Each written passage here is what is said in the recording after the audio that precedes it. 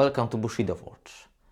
In today's video I will give you an update on my Samurai project. 2 weeks ago the car went its technical inspection and unfortunately it didn't pass. Main reasons: visual rust and poor overall condition. So I worked really hard for the last 2 weeks. I welded fender repair panels on both left and right side. The car is fully grinded,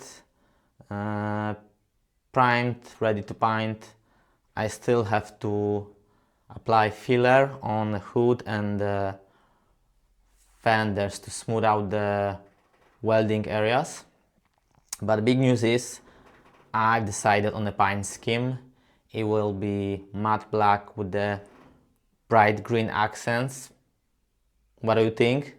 Would you go for something else? Let me know. I almost forgot I bought a wireless microphone to improve the sound quality of my videos.